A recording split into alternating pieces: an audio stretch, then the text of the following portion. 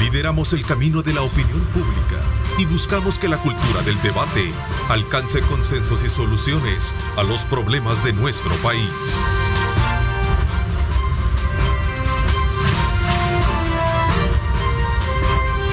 Diálogo con Ernesto López. Buenos días, El Salvador, ¿cómo están? Son las 6 de la mañana con 30 minutos. Qué placer enorme saludarles a ustedes y, como siempre, nuestro profundo agradecimiento por esa fiel sintonía que nos brindan desde muy tempranas horas de la mañana para informarse y, por supuesto, en esta hora y media de programa para poder analizar temas importantes del país. Como siempre, llamando a la cordura, especialmente a todos y cada uno de los que estamos expuestos a todas estas inclemencias del tiempo, a raíz de los sistemas atmosféricos que van a estar afectando especialmente este día martes y miércoles. De acuerdo al informe de las autoridades, vamos a tener intensas lluvias que podrían provocar deslizamiento debido a la contención a la sobresaturación que tenemos ya de agua en nuestros suelos.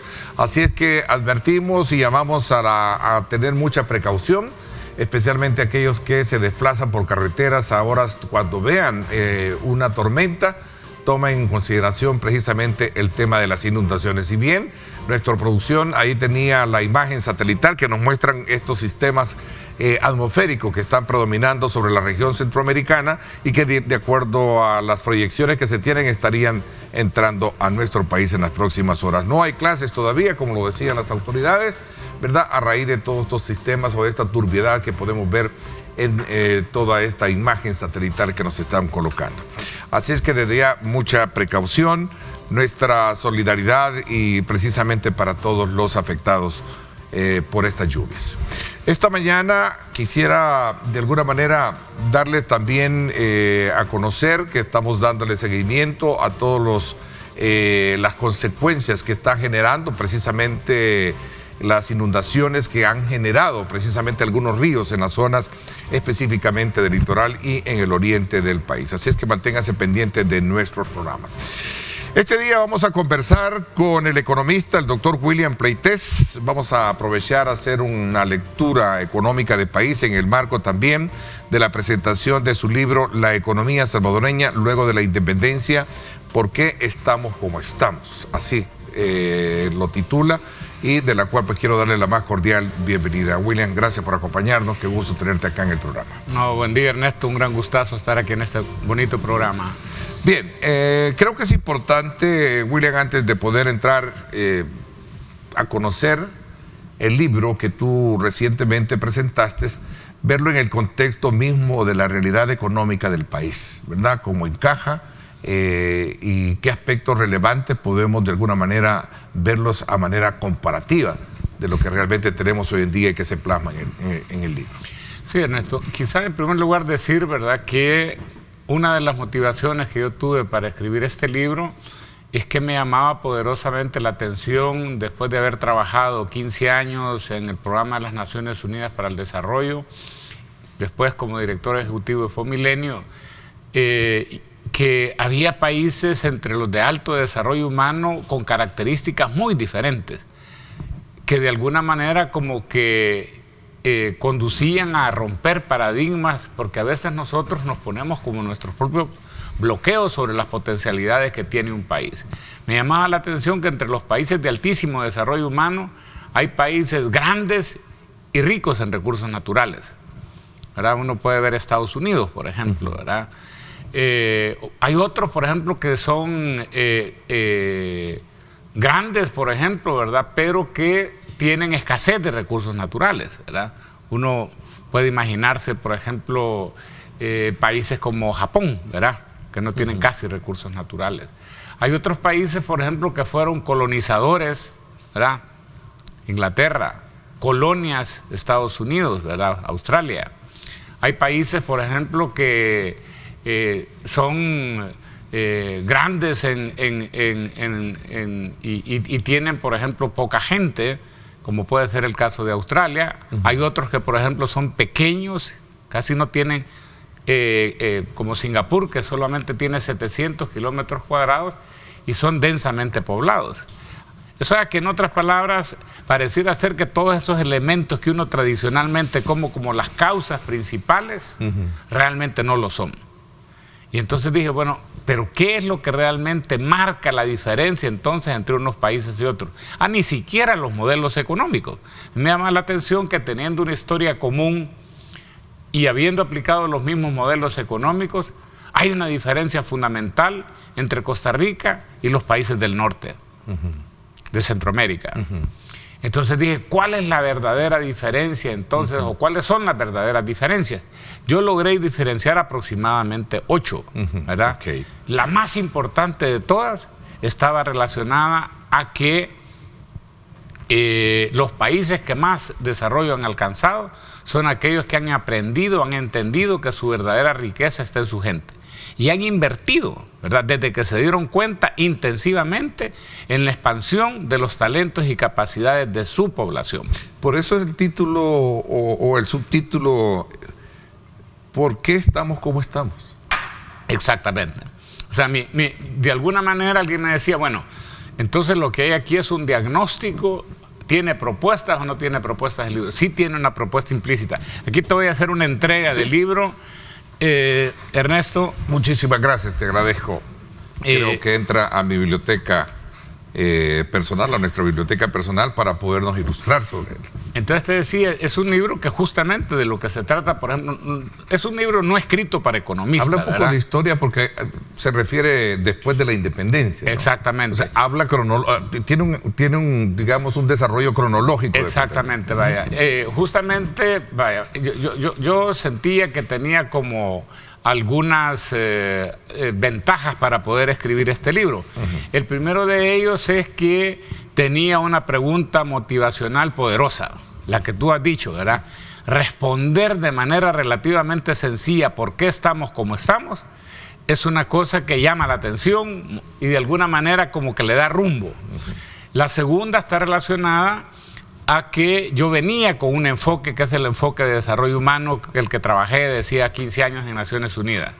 Y el tercero es que, bajo mi formación de economista, yo sabía que el país a lo largo de su historia, después de la independencia, había practicado 3 modelos económicos, que uno lo puede observar en cualquier curso de historia económica de El Salvador, que era el modelo agroexportador, el de industrialización por sustitución de importaciones, el de promoción de exportaciones o neoliberal. Esos son los 3 que nos enseñan. El primero, el agroexportador, que prácticamente lo heredamos desde la colonia y que se aplicó hasta aproximadamente 1948. El de sustitución de importaciones, que es un modelo que se aplicó en 30 años, de 1949 a 1979. Después yo creí que era conveniente separar un periodo, que era el periodo de la guerra, y es el que se le denomina ahí la economía de guerra, que es básicamente entre 1980 y 1990.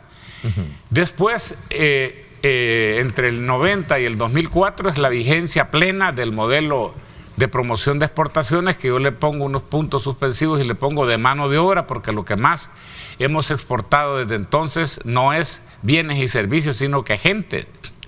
Y el periodo 2004-2019, que es el que yo catalogo como el de las digresiones populistas. No entré a la caracterización de lo que ha pasado de 2019 en adelante por 2 razones, ¿verdad? En primer lugar, porque solamente tenía observaciones para 2019, que es la mitad del gobierno anterior y la mitad del nuevo gobierno, y tenías al momento de terminar el libro solo algunos datos para 2020, y agregándole que adicionalmente pues el mundo, mejor dicho, ha sido impactado por 2 crisis, la del COVID y por otro lado la derivada pues del aumento de los commodities, de los bienes y todo este tema de esta inflación que estamos viendo en gran medida provocado por la guerra en Ucrania. Entonces, esos son los 5 periodos. O sea que, en otras palabras, divido los aproximadamente 200 años de vida independiente en esos 5 periodos. Con el propósito, porque justamente parto de la premisa que la política económica y la política social fueron motivadas por objetivos distintos en cada uno de esos periodos. Bueno, estamos hablando, William, de un documento muy ilustrativo, pedagógico, para digamos, estudiar ese ADN de dónde viene la economía nuestra. ¿Cómo llega a aterrizar este documento para poder interpretar lo que está pasando hoy en día? Tú hablabas y hacías un comparativo que casi por lo general, cuando lo he tratado en anteriores administraciones de gobierno y hemos hecho el tema comparativo entre la economía, o mejor dicho, entre el nivel socioeconómico y de desarrollo que ha tenido países en la región como Costa Rica, y tú ponías el ejemplo, a veces como que no me gusta mucho de ver ese comparativo. Pero sin duda alguna este documento, en una sinopsis que tuve a bien a la hora de preparar todo nuestro trabajo de investigación y producción, hablaba precisamente, tomaba como punto de referencia el enfoque que tú mencionabas. Es que realmente el mejor capital que tiene un país es su gente. Y si nosotros, sacamos esa fotografía y las ponemos sobre la mesa, vemos que la gente nuestra, en primer lugar, migró. Segundo, la gente nuestra es la que los niveles de educación son las grandes apuestas que a estas alturas todavía estamos diciendo, pues bueno, vamos a apostarle a mejorar nuestra educación para poder de alguna manera establecer desarrollo, ¿cierto? Exactamente. O sea, el último capítulo, porque el libro tiene, además de dedicarle un libro a cada uno de los periodos que mencionaba, tiene un capítulo de síntesis, como tú muy bien lo señalas, el capítulo 6, donde lo primero que yo hago es examinar cómo se han comportado los principales indicadores económicos, ¿verdad?, y sociales en el país. Y uno puede ir viendo, por ejemplo, en ese capítulo detenidamente, ¿verdad?, que, por ejemplo, uno va a ver la página 517. Bueno, en la página 517 uno puede ver, por ejemplo, cómo se ha comportado la tasa de mortalidad en El Salvador, ¿verdad? Y llama la atención que en el siglo XIX las tasas de mortalidad eran extremadamente elevadas. Andábamos casi que por encima de 40 por cada 1000 habitantes, ¿verdad? Entonces, estábamos sin duda muy por encima del promedio mundial, ¿verdad? Y el gráfico, en efecto, lo que demuestra que también es otro elemento que hay que tener en cuenta, ¿verdad? Y es que a veces como que también en el país predomina como un pesimismo extremo. Entonces yo digo, no, miren, no es que no hayamos progresado desde el siglo XIX a la fecha. Hemos hecho progresos importantes en algunos periodos más que en otros, ¿verdad? Entonces uno lo ve en la tasa de mortalidad general, lo puede ver más adelante, ¿verdad?, en el libro, en la página 518, la tasa de mortalidad infantil. Venimos de tasas de mortalidad infantil de cerca de 200 por cada 1000 nacidos vivos, ¿verdad? Y vemos cómo prácticamente hemos ido bajando hasta niveles cercanos a 20 en la actualidad. O sea, no, estamos hablando de una reducción de casi 10 veces, ¿verdad? Entonces, ya no digamos, por ejemplo, si uno lo ve en la página 519, es la esperanza de vida al nacer. O sea, hasta más o menos 1930, 1929, la esperanza de vida en El Salvador era de aproximadamente 29 años, ¿verdad? La posibilidad de morir antes de 30 años era altísima en El Salvador, ¿verdad? Entonces, la población, por ejemplo, que llegaba a ser adulto mayor era escasísima, ¿verdad? Entonces, todo eso significa, sin duda alguna, progreso, ¿verdad? Hoy andamos en los 75. ¿Perdón? Andamos en los 75. Exactamente, ¿verdad? Si uno ve, por ejemplo, después, aquí en donde empieza a ver en la página 521, solo por ir viendo, tenemos ahí los matriculados en educación primaria por cada 1000 habitantes. Y vamos a ver nosotros que venimos de arrancar el siglo XIX con aproximadamente 12 matriculados por cada 1000 habitantes, ¿verdad? Y llegamos en determinado momento a ser más de 150. Entonces, con esto lo que quiero decir, y así uno, ahí voy dando cuenta de la tasa de alfabetización de adultos, las características de la vivienda, vamos viendo, por ejemplo, el déficit habitacional, la generación de empleo, inclusive pues el tema de los homicidios, que quizá llama poderosamente la atención, porque cuando uno discute el tema de la violencia, cree que es un fenómeno relativamente reciente. En la página 544 se presenta la tasa de homicidios desde 1910 en El Salvador. Y entonces ahí se puede observar que más o menos ahí, alrededor de 1910, llegamos a tener más de 90 homicidios por cada 100.000 habitantes, ¿verdad? O sea, bastante similares a los niveles que tuvimos más o menos entre 2015 y 2019, ¿verdad? O sea, es un fenómeno, incluso, o sea, pareciera ser, bueno, que ese periodo no pareciera ser el periodo en el cual la tasa de homicidio registró menores niveles, es durante la vigencia de ese modelo de industrialización por sustitución de importaciones. Inclusive, a veces se tienen mitos, ¿verdad? Que se dice, no, mire, el periodo donde hubo menos homicidios fue en la administración de Martínez. No, lo que el gráfico dice es que en el periodo donde más se redujo la tasa de homicidios fue precisamente en ese periodo, pero que se mantenían a tasas relativamente altas, ¿verdad? Entonces, el libro tiene... Andaba por 30, 40. 30, 40. El libro en ese sentido, Ernesto, busca de ser una lectura lo más honesta posible, basada en evidencia.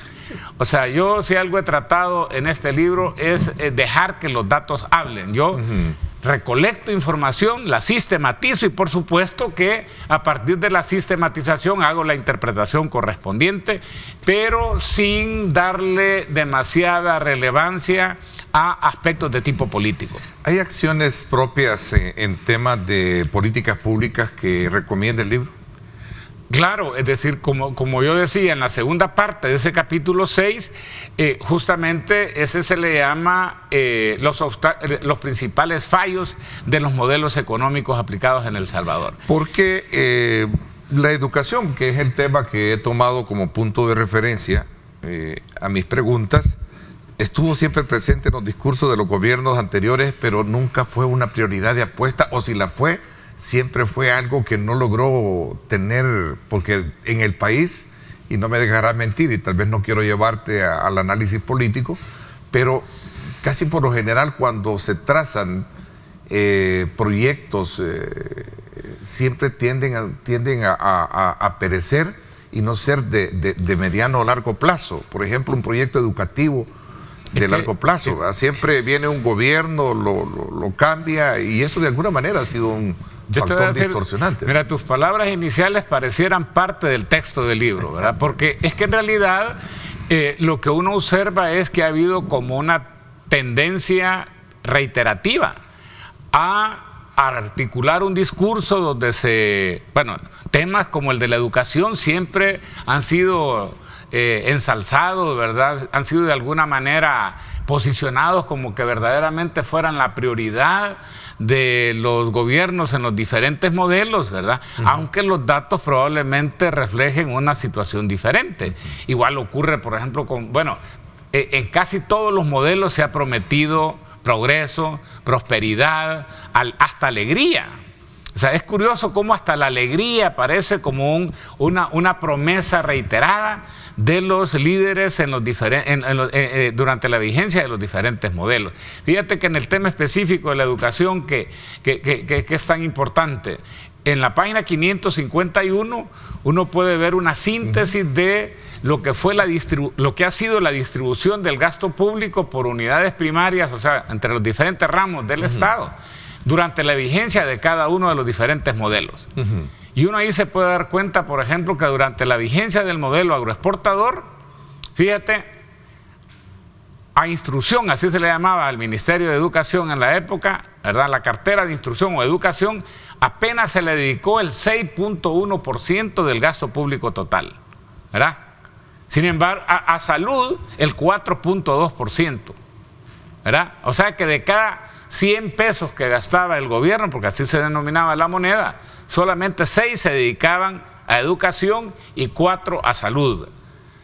Sin embargo, se dedicaba, por ejemplo, a defensa y seguridad 31%, ¿verdad? Y al servicio de la deuda el 25.6%. Esos eran de lejos los dos rubros que absorbieron más del 50, casi el 60%, ¿verdad? Del total de recursos que se intermediaban a través del Estado. Claro, como te digo, ha habido progresos y eso es lo que de alguna manera respalda a lo que veíamos sobre el comportamiento de los principales indicadores económicos y sociales. Entonces, eso alcanza su nivel máximo en el segundo modelo. Si tú ves en ese mismo cuadro, el gasto, por ejemplo, en educación pasó de representar el 6.1% al 20.2%, ¿verdad? Inclusive, Ernesto, en 1971 es cuando el país registra el mayor porcentaje. Estamos hablando, te decía en la página, hablando de 551. ¿La 51 y 53 o no? 551. Pero ahí refleja lo que tú bien mencionabas, la educación 6.1, exactamente, salud 4.2. En el primer modelo. En el segundo, tú ves cómo hay ese es el periodo en donde mayor porcentaje, ¿verdad?, del gasto público se destina a educación. En el periodo que se le llama, o sea, es casi reconocido también, ¿verdad?, como el de, algunos le llaman, ¿cómo se llama?, el militarismo desarrollista, ¿verdad? Que de alguna manera se inicia con Óscar Osorio, una persona que había sido formada en México, ¿verdad?, y que de alguna manera vio cómo es que se administraba la política económica y la política social en México, y seguramente, ¿cómo se llama?, eso tuvo mucha influencia posteriormente en la administración de las políticas públicas en el país. En 1971 se llegó, inclusive ese ha sido el año de mayor gasto en educación. Eso está, si lo quieres ver así, en la página 549, un poquito antes, ¿verdad? Ahí tenemos nosotros cuál ha sido la distribución del gasto público, por ejemplo, entre los principales ramos. Y vemos que en el año de 1971 se alcanza el 30.4%. Fíjate que estudios recientes indican de que si un país quiere verdaderamente apostarle al talento y a las capacidades de las personas, no debería de destinar menos del 30% del gasto público total a educación. ¿Y tenemos? Y eso solamente una vez lo hemos logrado en los 200 años, que es ese año de 1971. Ahora andamos, bueno, después de la finalización de la guerra, nunca hemos llegado a 20%. Bueno, y ahí están entonces las respuestas al por qué estamos como estamos. Ahí va, bueno, por supuesto, esa es la primera de las respuestas y decía es la más importante. Yo voy evolucionando que otros elementos pueden estar aquí detrás también de por qué estamos como estamos. Bueno, la segunda es que tampoco hemos invertido lo suficiente en infraestructura. ¿Verdad? Primero está la gente, ¿verdad? Pero también, bueno, el segundo elemento que yo pongo en realidad es, miren, la infraestructura es fundamental también para poder, en este caso, estructurar un aparato económico competitivo. Sabemos nosotros que somos una economía pequeña y abierta, así nacimos. Pero eso lo que significa es que si nosotros queremos tener una economía, un desarrollo humano alto, entonces nosotros tenemos que convertirnos en un país exportador neto. No es posible que tengamos un modelo neoliberal que supuestamente lo que busca es una mejor inserción en la economía mundial y exportemos mucho menos de lo que importamos. O sea, la apertura comercial en el país ha servido más para importar que para exportar. Entonces, no hay ningún país pequeño en el mundo que sea altamente desarrollado que sea deficitario. Entonces nosotros, ¿qué es lo que hemos hecho en compensación? Que en vez de exportar bienes y servicios y generar empleo acá, básicamente lo que estamos haciendo es exportando la mano de obra, exportando la verdadera riqueza del país, ¿verdad? Claro, van más allá también, hay otros elementos, ¿verdad? Digamos, has logrado identificar muchos indicadores, muchas variables que sin duda alguna representan la gran pregunta. para nosotros los comunicadores y por supuesto para nuestro público, ¿verdad? ¿Cómo lograr robustecer y llenar esos vacíos que históricamente entonces se describen en este libro, ¿verdad? Bueno, justamente, vaya, detrás de esto lo que está es una reorientación de la política social y de la política económica, porque hemos cometido errores importantes en la administración de los dos tipos de política. Por ejemplo, en la política social, en primer lugar, en términos de a qué darle prioridad, ¿qué va primero, la política económica o la política social? Nosotros históricamente casi que hemos, diría yo, hemos instalado un discurso, ¿verdad? Y a veces los economistas tenemos mucha responsabilidad en creer que primero va la política económica y después va la política social. Primero hay que asegurarse de generar riqueza para que ya con la riqueza generada podamos atender las necesidades de las personas más necesitadas. El enfoque es completamente diferente si uno quiere apostarle al desarrollo. Hay que invertir primero. Me recuerda mucho la teoría del rebalse. Exactamente, casi. Es que eso es lo que ha predominado. Lo que ha predominado es un enfoque de rebalse.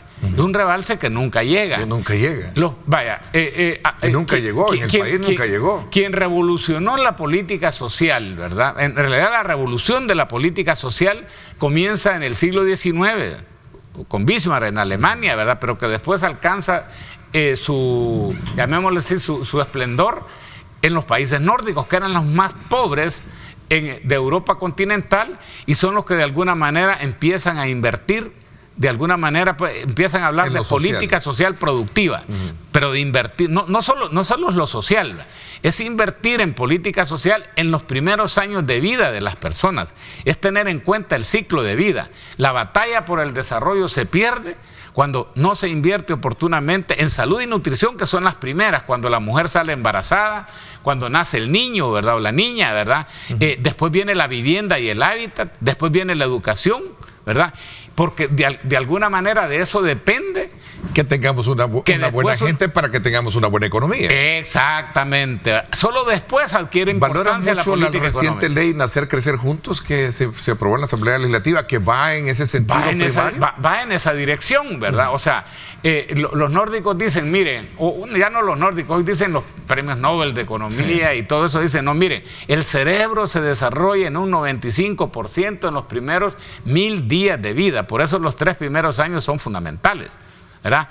Entonces, si no invertimos oportunamente, entonces, ¿verdad? Ya muy buena parte, ¿verdad?, de las potencialidades las hemos perdido. Interesante ese punto porque me lleva, desde luego, a repensar un poco lo que realmente todo este tiempo atrás hemos tenido.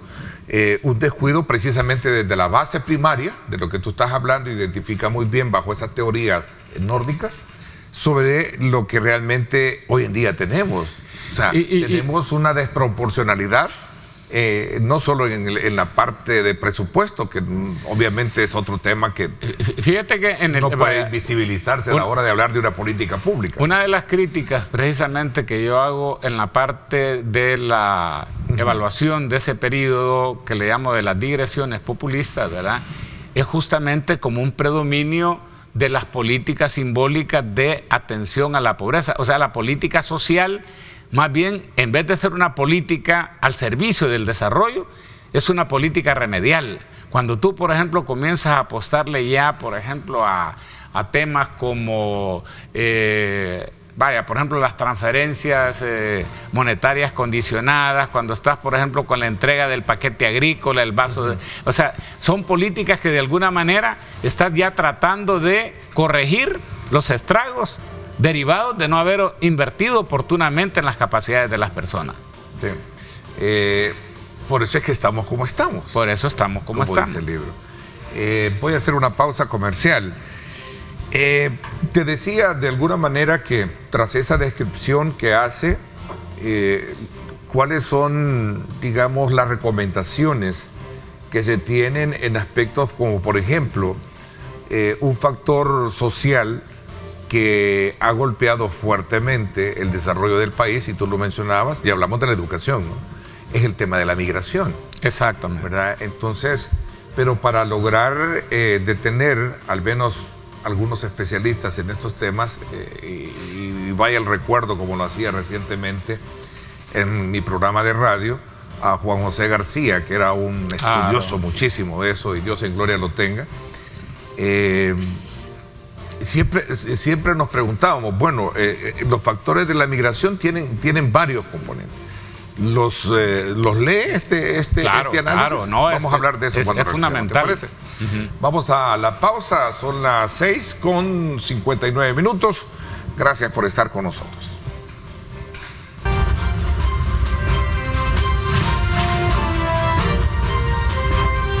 Diálogo con Ernesto López.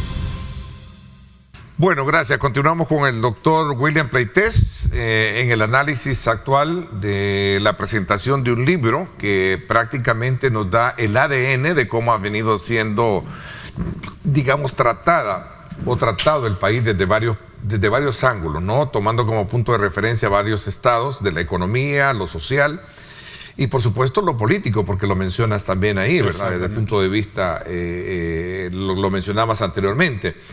A ver, William, esta información que publicas en tu libro busca lo menos digamos, tocar fibras de la política, si lo queremos ver partidaria, pero que sí sirva para que sea un instrumento para políticos que gobiernan este país. Exactamente, o sea, yo decía que más que orientado a análisis de coyuntura que de alguna manera busquen como responsabilizar a alguien en particular, ¿verdad? De éxitos o de fracasos que eventualmente se puede haber tenido.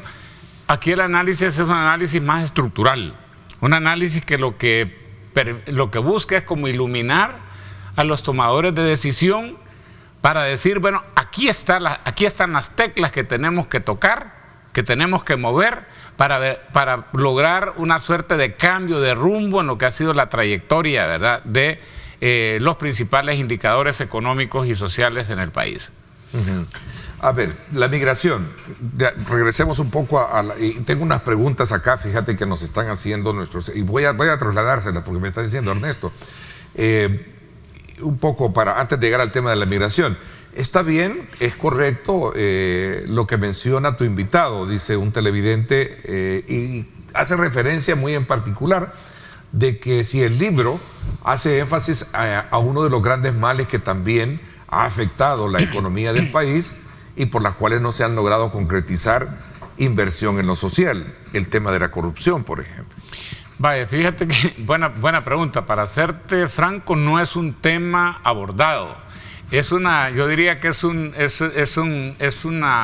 hueco que hay, ¿verdad? Quiero decirte que en la revisión que hice, ¿verdad?, de estos 200 años, encontré algunos elementos. Yo creo que eso da espacio para hacer probablemente todo un libro al respecto. Y parte de lo que busca el libro es motivar a que otras personas interesadas en la investigación encuentren asideros en esa dirección. No está abordado propiamente como tal, habrá alguna referencia sin duda, pero yo sí creo que es un tema que tiene razón el televidente, merece ser profundizado. Pero volviendo quizá Ernesto, lo que me estábamos hablando, para que el tema de la migración. Sí, y en primer lugar, en la página 568, hay un grafiquito que creo yo que es bien ilustrativo. Ese grafiquito nos muestra de qué ha ido dependiendo predominantemente el desempeño de la economía salvadoreña en los 200 años. Y uno puede ver cómo arrancamos con una tremenda dependencia de las exportaciones de añil, ¿verdad? Eso básicamente, las exportaciones de café alcanzan a las exportaciones de añil hasta aproximadamente ahí por 1870, ¿verdad? De allí en adelante, como decía David Browning, el café se convierte en el rey. Las exportaciones de café llegan a representar más del 90% de las exportaciones totales. Pero ves cómo prácticamente ya aproximadamente en 1990 hay un desplazamiento del café. La página es 568, para que tengamos la figura 568, gráfica. Sí, 568, producción. Entonces lo que tenemos ahí entonces es que ahí las remesas desplazan a las exportaciones de café. Y desde entonces prácticamente el país pasa a depender de que la gente se vaya, lo cual tiene efectos socioeconómicos enorme, ¿verdad? Imagínate, porque nosotros vemos como dato positivo las remesas. Y quizá como conveniencia, porque al final ha sido un sostén importante de todo. Claro, pero es una conveniencia, es una falsa conveniencia. Es una falsa conveniencia. Porque al final de cuentas eso tiene como impacto o que la familia se desestructure. Uno, y dos, las condiciones sociales que tenemos hoy en día. Fíjate que, por ejemplo, mano de obra calificada afuera, ¿no? Según la encuesta de hogares de 2019, y es un análisis hecho por UNICEF, en El Salvador, de cada 100 personas menores de 18 años, 37 viven sin su padre, sin su madre o sin ambos, ¿verdad? Y 27 se consideran abandonados por al menos uno de ellos. Y entonces, y tú me preguntas, bueno, pero ¿por qué la gente se va? O el punto es, ¿por qué la gente no se iba en el siglo XIX? ¿Por qué no se iba tanto en la primera mitad del siglo XX? ¿Cuándo es que la gente comienza a irse masivamente del país? Bueno, el libro demuestra que la verdad que la migración comienza a ser una variable importante ya fundamentalmente en la década de los 70. Y los que se fueron en esa época se fueron fundamentalmente por razones de tipo sociopolítico. Era el clima de inestabilidad política creciente, ¿verdad?, que ya de alguna manera auguraba la posibilidad de estallar una guerra, lo que hizo que el primer contingente fuerte de población emigrara. Se estima que en los años 70 se fueron aproximadamente 250,000 personas en la década. En la década de los 80, ya con el estallido del conflicto armado, se fueron alrededor de 550,000 personas, ¿verdad? Y en la década siguiente, ya los factores comenzaron a cambiar.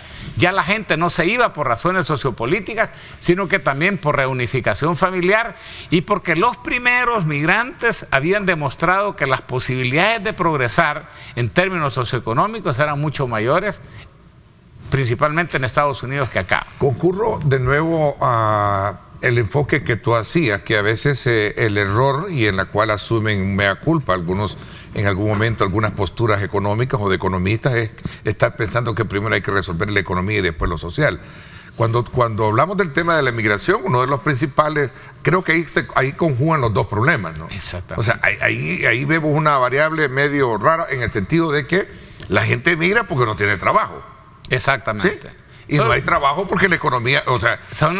Miren, en el libro hay dos círculos viciosos, ¿verdad?, que se explican que son derivados justamente pues que están asociados a las migraciones y por supuesto a temas como la violencia y la escasa capacidad para generar empleo.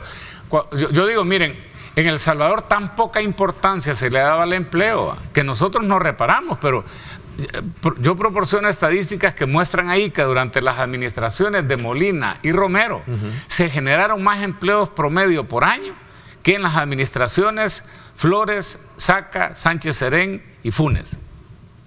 O sea, promedio por año. Entonces quiere decir, imagínate, o sea, a estas alturas nosotros deberíamos de tener un aparato productivo mucho más pujante, con una mayor capacidad. Ahí es donde ya la política económica tiene que complementar a la política social. O sea, no es de valorizar la política económica de lo que se trata, porque a veces inclusive las migraciones están roto y que es parte como quizá de la problemática que estamos viviendo. O sea, en el pasado el principal mecanismo de inclusión social que había era la educación. Ahora la educación ha sido desplazada por las migraciones. La gente siente que tiene más posibilidades de progresar si se va ¿A qué estar estudiando? A seguir estudiando. Y eso es dramático, pero eso es también producto de un fallo de la política educativa. La política educativa tiene que estar amarrada con la política económica. Porque si no, siempre dijimos educación es la solución, pero educación si no va amarrada con apuestas productivas puede ser también un camino hacia la frustración. Y no se ha logrado enmendar ese divorcio, ¿eh? A lo largo de no estamos hablando de la actualmente, estamos hablando de los últimos 3 décadas, 4. Exactamente.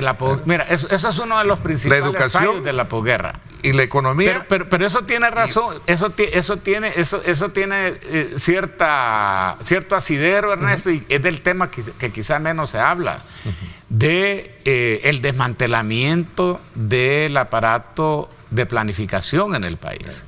O sea, en realidad, los países que tienen también más éxito en desarrollo se caracterizan porque el Estado juega un papel protagónico, no asumiendo el control de la economía. No estamos hablando de Venezuela, no estamos hablando de... ¿verdad? No, estamos hablando fundamentalmente de... el trazo. Identificar y cuáles son como las apuestas productivas donde de alguna manera van y de acuerdo. Pero aquí hubo la bien pensada administración de un gobierno que desmanteló el Ministerio de Planificación, donde se tenía todo el trazo de lo que podría ser.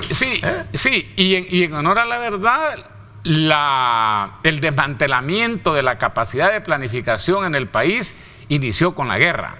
Porque hay un tema que es central, o sea, no es solamente tener un ministerio, el otro tema es también tener una administración pública profesionalizada, donde el reclutamiento y la promoción del personal estén fundamentadas en el mérito y no en el nepotismo, en el compadrazgo, ¿verdad? Entonces, porque la gente en el sector público tiene que ser especialista en las diferentes actividades que se realizan.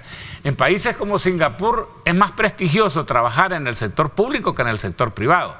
Si a una persona le dicen, por ejemplo, que tiene 2 opciones de trabajo, una en el sector público y otra en el sector privado, con la misma remuneración, la gente se va al sector público. Pero aquí abandonamos la discusión del tema de la ley de ¿cómo se le llamaba a esta ley? La ley del servicio civil. La ley del servicio civil es la que creo que sigue predominando hoy en día. Sí, o sea, pero que va orientada predominantemente pues al desarrollo de una carrera administrativa. Sí. Fíjate que yo me recuerdo que, porque ese es un tema, como tú bien lo dices, no es que no se haya discutido. Yo me recuerdo que cuando en la toma de posesión, creo que fue del presidente Saca, ¿verdad? Vino un chileno a dar una conferencia y entre otras cosas destacaba que en Chile había asustado cuando hicieron un análisis en el cual se percataban que cada vez que había un cambio de gobierno, ¿verdad?, en Chile se cambiaban a más personas que en Inglaterra, con un tamaño del aparato estatal tan diferente. Entonces, porque hay determinadas posiciones que se ganan por mérito y por consecuencia no deben de ser removidas, a menos que haya, por supuesto, claro, pues algún problema de mal uso de fondos, etcétera. O de disciplina, sí. Exactamente. Mira, me preguntan acá, dentro de sus hallazgos económicos, ¿cómo influyó para bien o para mal del país el tema de la dolarización y cómo, si logra observar este documento que ha presentado, el libro, el tema del Bitcoin? Pregunto. Vaya, yo de la dolarización hay cosas que aprovecho porque son históricas, ¿verdad? Entonces, sí, en el tema de la dolarización, yo inclusive tuve acceso pues a ciertos documentos confidenciales que no fueron dados a conocer públicamente en su momento, y en aproximadamente 4 páginas cuento la historia de la dolarización. ¿Pero el libro? Sí, en el libro. ¿En el libro? Ah, okay. Sí, en el libro, sí. Entonces, es bien interesante, pues, porque uno ahí se va dando cuenta qué es lo que realmente estaba detrás, los objetivos verdaderos de la dolarización. ¿Y qué era lo que estaba detrás? Bueno, fundamentalmente evitar una crisis bancaria que se avecinaba casi como inevitable en ese momento, ¿verdad? La dolarización, la principal motivación es que se visualizó como la única política con capacidad de poder hacer una reducción importante de las tasas de interés y que eso pudiera de alguna manera también reducir la mora en el sistema financiero. Pero esa banca que en ese entonces se da en el 2001 era una banca privada pero nacional. Una banca privada pero nacional, pero que tenía una mora, o sea, altísima. Yo te digo, yo fui en algún momento director de la Superintendencia del Sistema Financiero, y yo te puedo decir que realmente, en realidad, parte del problema que se da en los sistemas financieros es asegurarte que la información que se está dando públicamente corresponda con la realidad.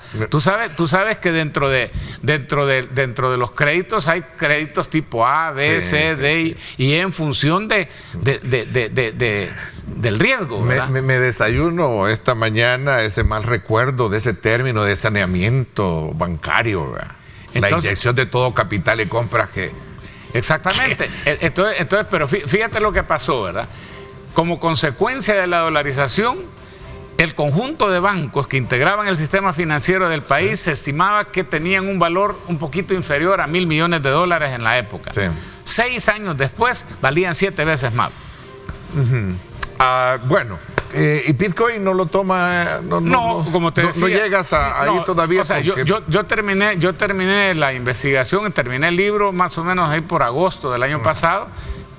No había hacer una corrección de estilo, diagramar este libro ha llevado una cantidad de tiempo importante, ¿verdad? ¿Dónde podemos encontrar este libro? Este libro es un bien público, eso quiero decir, no es un libro que se venda. Estamos viendo inclusive con la Universidad Tecnológica a ver si se hace una reimpresión para poder ser vendida, pero al costo, ¿verdad? Porque aquí, para hacer este libro, entramos una alianza con 3 instituciones. En primer lugar, con el Ministerio de Educación. La idea, pues, es que se le pueda distribuir gratuitamente a todos los profesores de tercer ciclo y bachillerato de estudios sociales. La Universidad Tecnológica, que ha respaldado desde el inicio de la investigación, ¿verdad? Porque los colaboradores, he tenido 2 colaboradores en el libro y en gran medida los recursos los ha proporcionado la Universidad Tecnológica también, ¿verdad? Y por otro lado, Flaxo, la Facultad Latinoamericana de Ciencias Sociales, que ha apoyado mucho la revisión de la diagramación y toda la política de difusión del libro. En esas 3 instituciones, en la página web, ustedes entran a Flaxo, ustedes entran a la página web de la Universidad Tecnológica o entran a la del Instituto Nacional de Formación Docente y lo pueden bajar gratuitamente. Ok, ahí está entonces para todos los interesados. Te envían muchos saludos. Realmente valoran mucho este aporte importante de documento para poder ser consultado por quienes en algún momento quieren comprender mejor esa ruta cronológica que has traído para poder estudiar y entender mejor la economía. Te agradezco mucho el que haya venido al programa también a comentarnos sobre ello. A la orden, Ernesto, que nos hayas obsequiado también para nuestra biblioteca. Gracias. Te agradezco muchísimo, William. Nos vamos a la pausa. Cuando regresemos, vamos a conversar con el ministro de la Defensa, el vicealmirante René Francis Merino Monroy. Vamos a hablar acerca de la labor de la Fuerza Armada frente a los estragos dejados precisamente por la tormenta Bonnie. Estos y otros aspectos elementales vamos a tenerlos en cuestión de segundos. No nos cambie.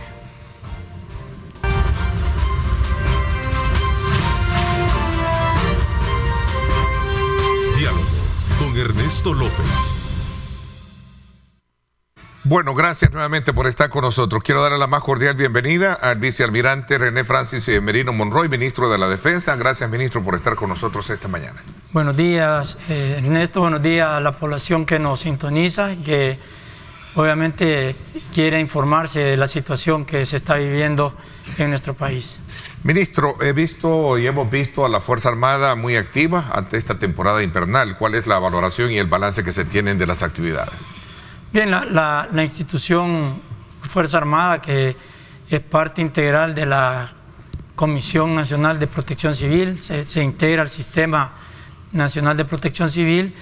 En estas situaciones como las que se ha estado viviendo, juega un rol muy importante, no solamente desde el punto de vista de la seguridad, sino también que la Fuerza Armada tiene capacidades que son utilizados para cuando se presentan situaciones como las que hemos estado viviendo.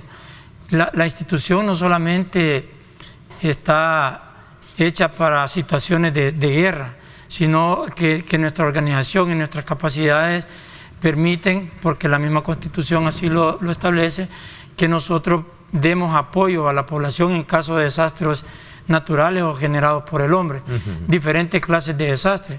Por esa razón es que se ve una participación muy activa de la Fuerza Armada en diferentes eventos que se presentan, aparte de la organización que existe con Protección Civil, en el cual las diferentes instituciones del Estado y del gobierno tienen roles específicos. Y por eso le decía, y que no solo es la seguridad, pero hay algo que es común en todo lo que se hace, que es el factor de la seguridad. Para que las actividades se desarrollen de manera, dijéramos, normal, se requiere de que primero esté ese componente que es la seguridad, y eso lo estamos dando junto con la Policía Nacional Civil. Y luego vienen las otras actividades que se hacen directamente relacionadas con los diferentes eventos que se puedan presentar. Bueno, hablando de nuevos eventos que se puedan presentar, hay una nueva onda tropical que va a generar lluvias fuertes, entiendo, según el pronóstico, para este día y el día de mañana, ¿cierto? Efectivamente, y por esa razón es que estamos nosotros ya en situación de alerta. Protección Civil ha decretado diferentes colores de las alertas según la situación, y nosotros el despliegue que tenemos en todo el territorio nacional nos hace que de inmediato nosotros entremos en esa situación. Estamos preparados para asistir a la población, y como lo hemos estado haciendo en los eventos anteriores, donde ese despliegue en todo el territorio nacional nos permite acudir de inmediato a la mayoría de eventos que se presentan, y luego integrándonos con las otras instituciones del gobierno para darle una respuesta pronta y oportuna a la población civil. Ministro, vi algunas declaraciones suyas en las cuales cuestionaba la postura que estaban asumiendo algunos críticos del gobierno con relación a las actividades que estaban haciendo ustedes en el marco del momento de la emergencia. Sí, es que es doloroso cuando uno llega a asistir a alguien que está en peligro, ver la aflicción, la desesperación de esas personas, y que otros estén mofándose, burlándose de la desgracia ajena, tal vez con la intención de poner mal o hacer ver mal al país. El señor presidente ha colocado unos videos donde le muestra a la población qué es lo que pasa en países más desarrollados cuando hay fenómenos como este. Y obviamente son quizás un poco más desgarradores que lo que se ve. Más catastróficos de lo que se ve acá. El caso de Bélgica también, ponía el ejemplo de Bélgica el presidente, ¿no? Exactamente. Entonces, para estas personas que quieren hacer ver que los fenómenos naturales, como la tormenta Bonnie, que vienen al país, que lo que sucede acá es culpa del gobierno. Y yo le puedo decir, porque nosotros tenemos, llegado a estas alturas de mi carrera, pero desde que soy subteniente he venido participando con diferentes responsabilidades en actividades siempre de mitigación, y sí le puedo decir que hay un avance muy, muy grande. La organización que se tiene ahora es superior a la que se tenía anteriormente. Y fíjese que en el 2019, cuando se recibió, el señor presidente recibió el mando, veíamos las primeras acciones que se realizaban con el patrón anterior, con la conducta anterior. Y me recuerdo que en esa entonces el ministro de Gobernación, el actual alcalde de San Salvador, Mario Durán, con él comenzamos a hacer planificaciones de cómo cambiar la forma de responder. Y una de las cosas que hablábamos nosotros es que la preparación para estos eventos no era la más adecuada. Y fíjese que ahora estos eventos, con la cantidad de lluvia que cae en tan corto tiempo, en años anteriores hubieran dejado más estragos, pero ahora ha sido mínimo, porque las cuadrillas, el plan invernal, comenzaron a prepararse anticipadamente para comenzar a limpiar, por ejemplo, las vías, todas las vías. Entonces todo eso ayuda de manera directa a que el impacto sea menor, porque yo le digo la experiencia. Llegamos el día sábado en la noche a la Santa Lucía, y el agua estaba bien elevada. Y lo que resulta es que toda la basura que viene de la zona más alta se acumula allí, precisamente en ese lugar. Allí hay un lugar, es un desagüe que va a una quebrada. Cuando nosotros destapamos eso, comenzó el agua a fluir. ¿Por qué le digo esto? Porque la basura que se acumula llega y obviamente es la que obstruye los desagües. Entonces, cuando anticipadamente se ha estado limpiando todo eso, esto viene obviamente a hacer que el agua pueda fluir un poco más rápido.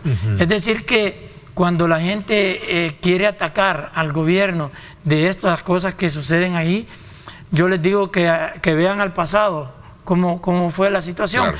Y como lo dice el señor presidente, lo que pasó y nosotros estamos listos, y la responsabilidad nuestra es asistir a la población y evitar pues la pérdida de vidas humanas. Sin duda alguna, a lo largo de mi trayectoria como periodista, soy testigo, y vaya ese mérito para todos los elementos de la Fuerza Armada y también de la Policía Nacional Civil, que siempre han estado presentes en las emergencias, y esa es una de las cosas que creo que es digna de reconocer. En cualquier emergencia, cuando hemos tenido estas inundaciones en el litoral, por ejemplo, en la zona del Bajo Lempa, era la Fuerza Armada la que llegaba primero con los helicópteros, ¿verdad? Y creo que eso es importante de resaltarlo. Ministro, ¿estamos preparados entonces para poder afrontar esta nueva emergencia? Ojalá Dios quiera no tengamos mayores datos, casos, como por ejemplo la presencia de estos de nueva onda tropical, que por cierto a nuestros televidentes les informamos que hay que tener precaución. Se esperan lluvias fuertes para hoy por la tarde y mañana, día miércoles, ¿verdad? Así es que desde ya hay que tener muchísima precaución. Voy a hacer una pausa, ministro. Cuando regresemos también aprovecho conversar con usted sobre los resultados de los primeros 3 meses del régimen de excepción y este ataque frontal que se ha tenido precisamente con las pandillas.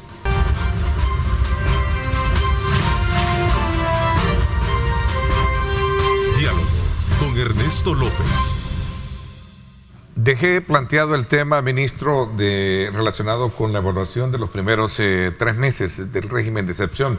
Pero antes me estaban haciendo acá una pregunta que tiene que ver precisamente con el grado de especialización o de preparación a la que se ha sometido a elementos de la Fuerza Armada por las emergencias, en el sentido de que también la preparación va acompañada de nuevos recursos para que ellos puedan actuar ante una emergencia. Ayer, por ejemplo, hubo un incendio en la torre de apartamentos en Antiguo Guatrán y lo vi muy activo en un video que, por cierto, se nos ha facilitado, ministro.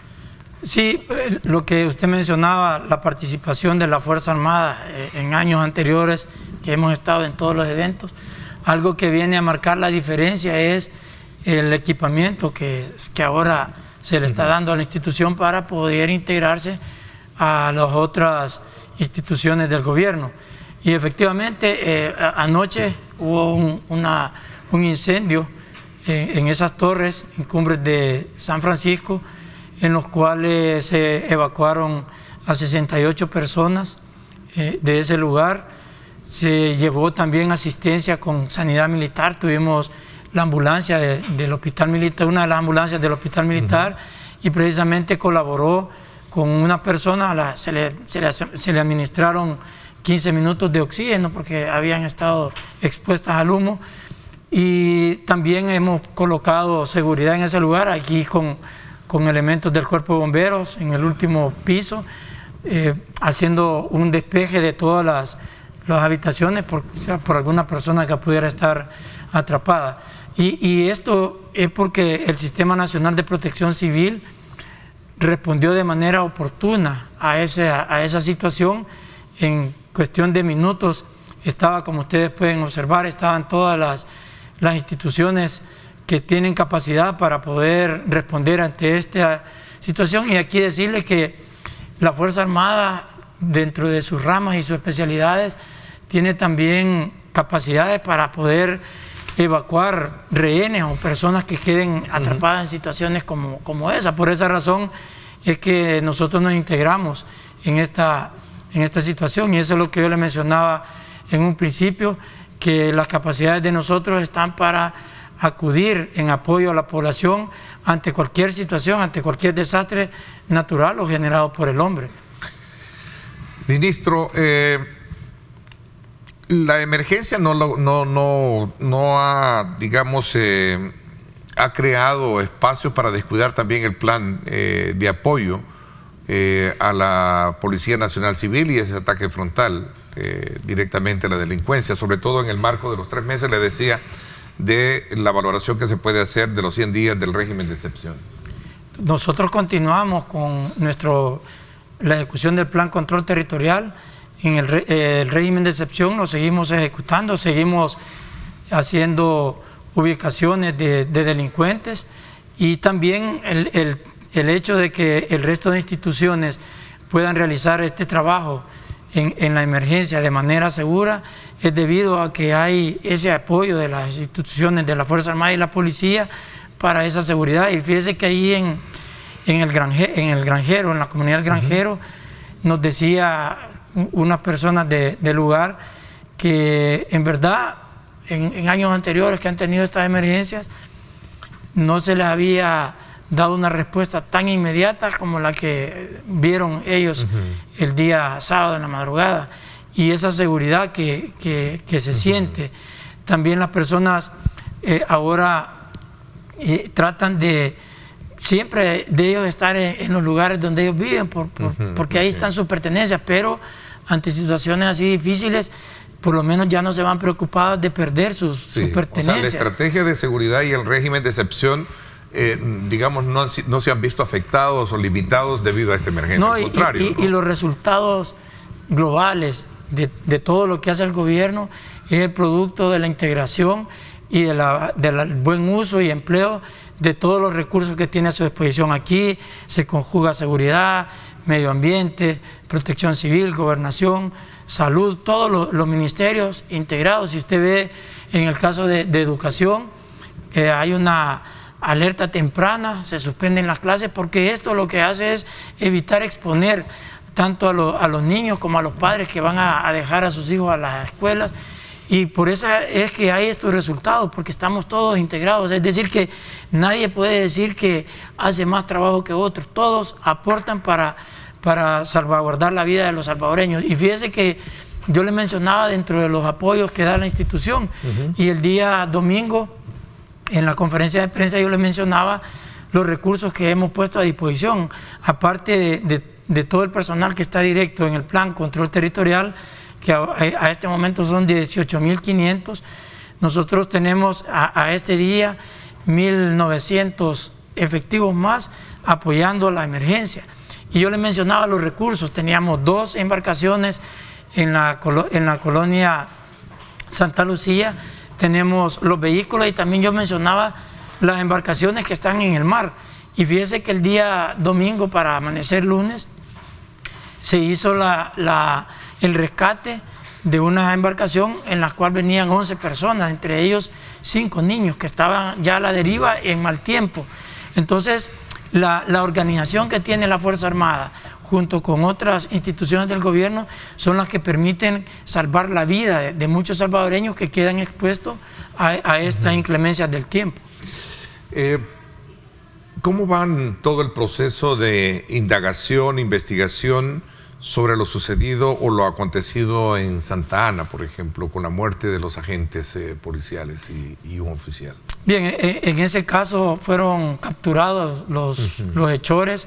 De hecho, en una intervención que hizo la STO de la Policía Nacional Civil, el delincuente que asesinó, que con su arma le disparó a los 3 policías, al inspector, a una agente femenino y al otro, él también falleció porque también levantó su arma ante los agentes. Puso resistencia. Y los otros 2 fueron capturados, el Chimpa y Gustavo, que por cierto también capturó la policía a la compañera de vida del Gustavo, que era la que les estaba dando el apoyo. Ese caso pues se resolvió bastante rápido. todas las instituciones nuevamente participamos. Tuvimos que meter helicópteros con nuestra Fuerza Aérea para ir a buscarlos allá a la montaña, porque es para donde ellos se van. Y también fueron capturados otras personas ese día, ya el día siguiente. Es decir que los delincuentes no van a quedar libres cada vez que actúen en contra de la población y también pues cuando lo hacen en contra de los agentes del orden que andan dándole esa protección a la población civil. ¿Hay un repliegue o nuevas modalidades de actuación de estos grupos? Por lo que escuché y vi en una información que manejaba el Diario Oficial, que fueron entrenados también para poder emboscar y hacer este tipo de delitos o actividades. Voy a hacer una pausa y hablamos un poquito más en ese sentido, ministro. Gracias, vamos a la pausa y regresamos con más.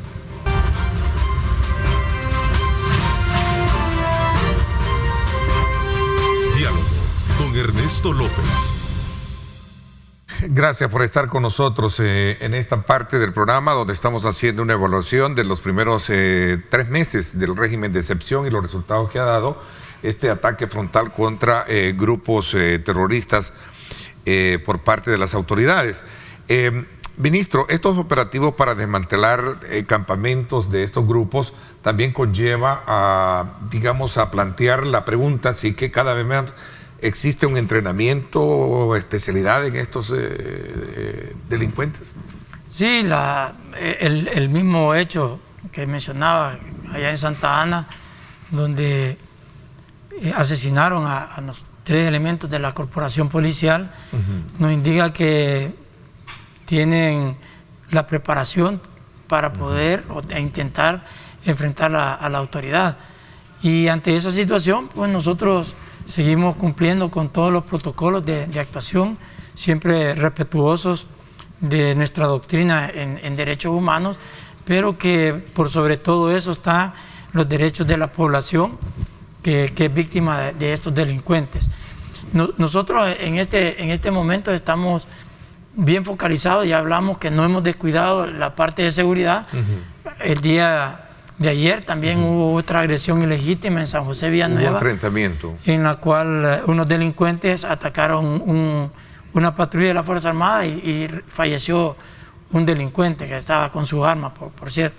Pero nosotros andamos haciendo en este momento un trabajo para evitar pérdida de vidas humanas por la situación climatológica que no es muy favorable. Y en esas actuaciones nuestras es que siempre seguimos encontrando delincuentes, a los cuales obviamente tenemos que ponerlos a disposición de la autoridad.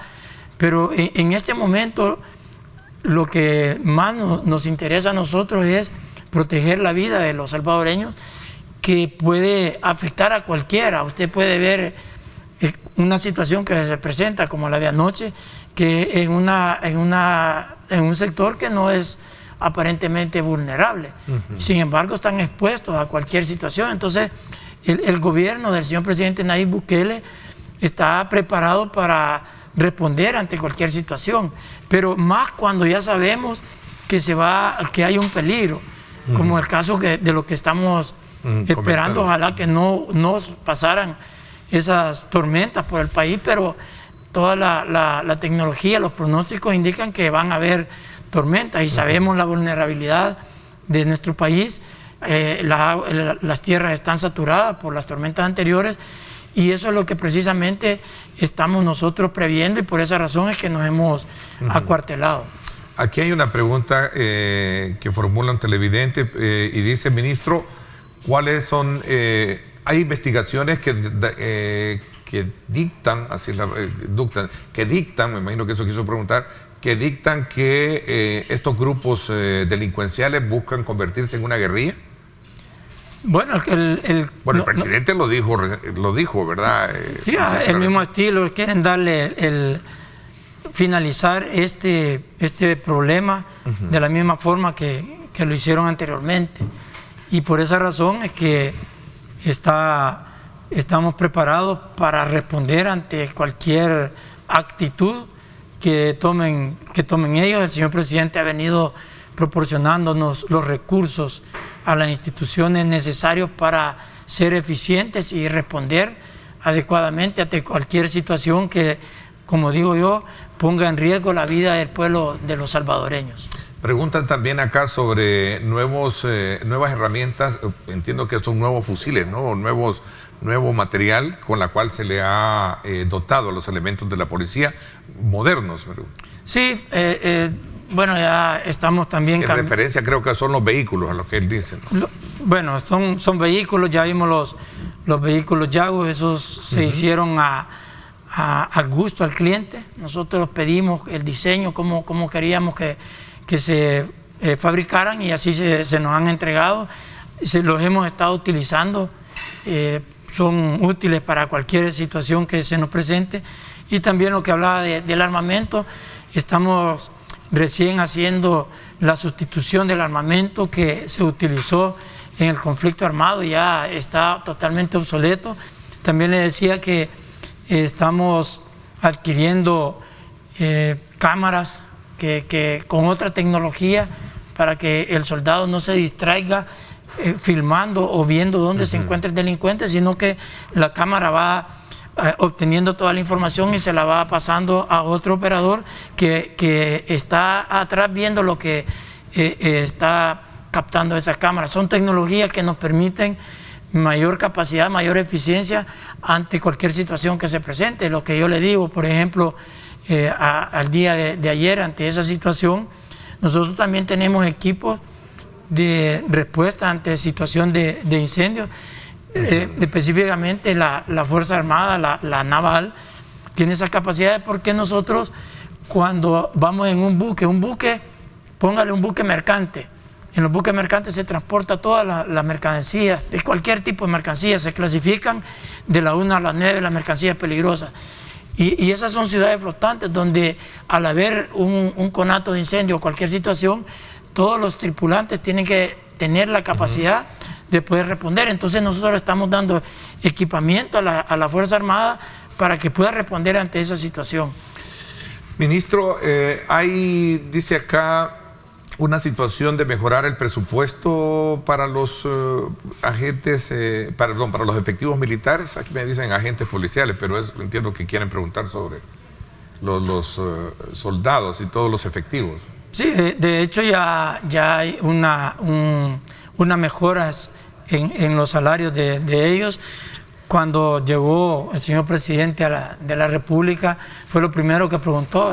Me recuerdo que cuánto ganaba un soldado, y se les ha venido dando, se les dan $200 para los que andan en el Plan Control Territorial para su alimentación, y también hay $200 que se dan para todos los elementos de la Fuerza Armada. Aquí también incluye lo que yo le estoy mencionando, incluye a la Policía Nacional Civil, que son las mejoras económicas que tienen ellos para poder estar motivados y desarrollar su trabajo despreocupados. Antes salían, yo recuerdo los policías o los soldados salían de su turno y se iban a hacer turno a las discotecas para mejorar su salario.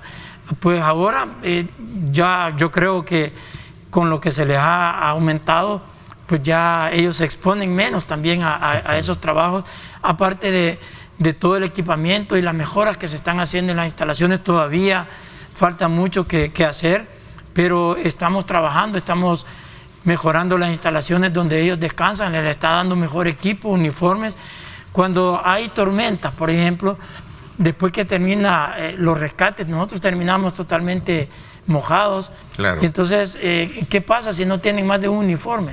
Entonces, todo eso es lo que se está haciendo y se le está pidiendo y nos está dando el apoyo el señor presidente para la Policía Nacional Civil, la Fuerza Armada, y también lo está haciendo con bomberos y con otras instituciones, de tal manera que los que ejecutan tengan todas las herramientas necesarias para responder eficientemente ante un llamado de la población. Recientemente se hablaba de incorporar más elementos a la Fuerza Armada, ministro. Sí, hicimos hace 2 semanas la juramentación de 1.400 efectivos. Ya a finales de este mes se estarán incorporando al Plan Control Territorial y ya iniciamos el proceso de nuevo ingreso. Ahora van a ingresar más elementos creo que van a ir por los 2.000 elementos que van a ingresar, porque con todo esto es que se están obteniendo los resultados generales, tanto en seguridad como en respuesta ante cualquier desastre natural, porque tenemos más efectivos con los cuales dar esa respuesta a la población.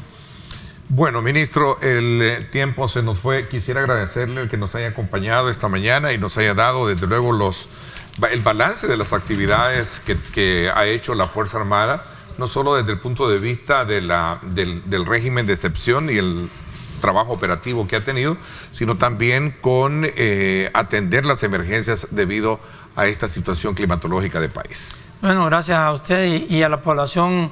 Nada más recomendarle que acate las instrucciones de las instituciones de socorro del Sistema Nacional de Protección Civil, que lo que estamos haciendo es previniendo que hayan pérdidas de vidas humanas, decirles que tengan confianza, estamos 24/7 para servirles. Bueno, el tiempo desde luego se nos terminó. Quiero agradecerles también a ustedes, amigos que nos han sintonizado. Continúe con nuestra programación. Arriba mi gente viene con mucha, pero mucha energía para que usted pase una, pero así, muy entretenida e informada mañana.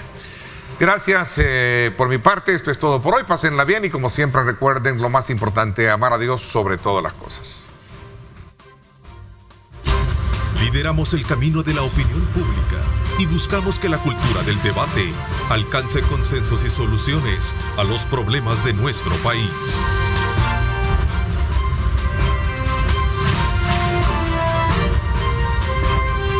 Diálogo con Ernesto López.